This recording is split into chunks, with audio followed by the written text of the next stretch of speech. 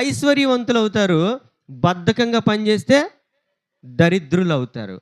నమ్మకంగా ప్రార్థన చేసేవాళ్ళు ఎప్పుడు జయించు వారిగా ఉంటారు.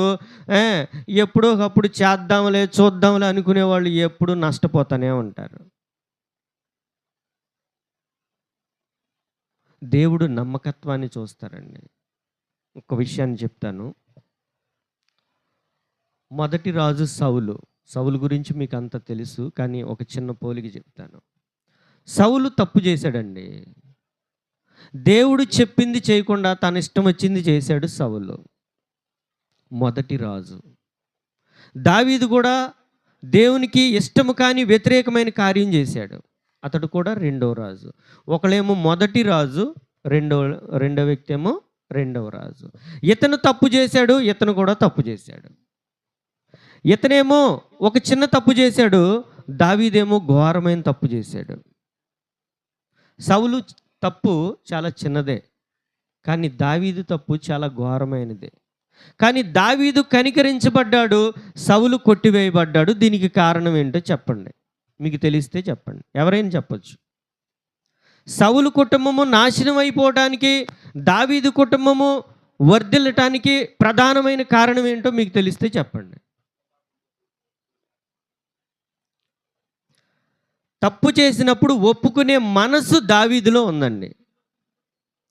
తప్పులు అందరూ చేస్తారు, నీతిమంతుడు లేడు, ఒక్కడును లేడు.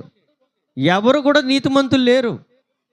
ఎలాంటి వారైనా ఏదో ఒక సందర్భంలో ఎక్కడో అక్కడ తప్పు చేస్తారు, కానీ ఒప్పుకునే మనస్సు మనలో ఉండాలి. కానీ సౌలు తన పాపాన్ని గురించి ఒప్పుకున్నాడా? తాను చేసినటువంటి అతిక్రమాన్ని ఒప్పుకున్నాడా? ఒప్పుకోలేదు.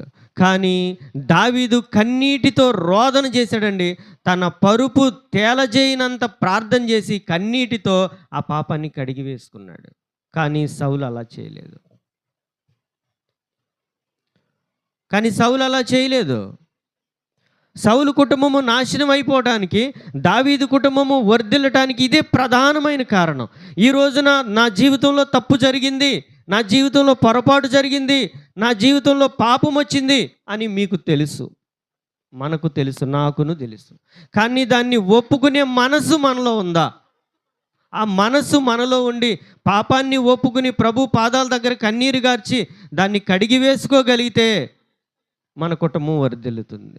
లేకపోతే ఎంత బలమైన వారమైనప్పటికీ, ఎంత జ్ఞానులమైనప్పటికీ కూడా మన పాపమును బట్టి మనము ఓడిపోతాం. సౌలు ఓడిపోవడానికి కారణం ఏంటంటే ప్రభు సన్నిధిలో తాను